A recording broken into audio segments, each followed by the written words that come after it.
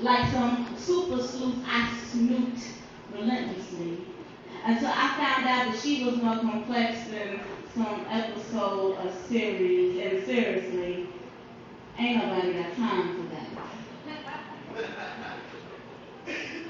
But I came to mind the fact that I was almost pushed to stop my pursuit with no clues to her blues or rhythm, her rock or her roll, her pop or her soul's musing.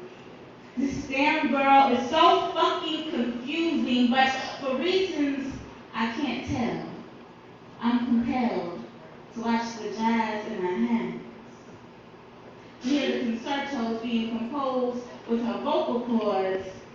I mean, it's just something about me that wants to usher her ambient spirit into a new age, but she flip-flops like hip-hop on rap days. And I wish I could decipher the ciphers in her service.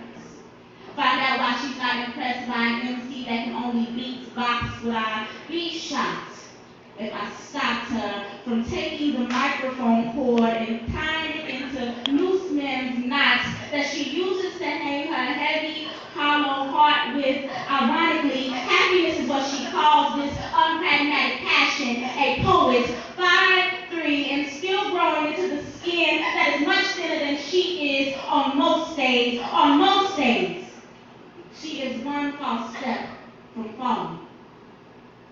She is one fall from failing and one failure from fleeing, yet she ticks relentlessly.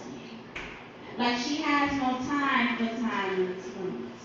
Like life has given her enough limits to place her lips into a permanent pucker that she won't let the average male kiss anyway. And by the way, this has nothing to do with wisdom.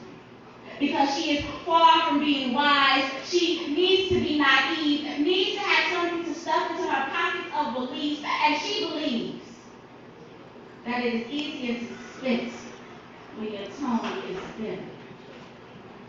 And she knows bitter, better than the back of her hand. Or better yet, she knows bitter better than the back of the head of the last man to look her directly in her eyes and deliver the fallacious lines, I love you, or I'm serious, or I'm sorry. And she's so sick of hearing this, and I know that she only feels human half of the time. She only feels beautiful half of that half, and when I try to tell her it's bad math, it doesn't factor into her equation. So I exit without asking why, and hope for days when she'll crack points on the positive side.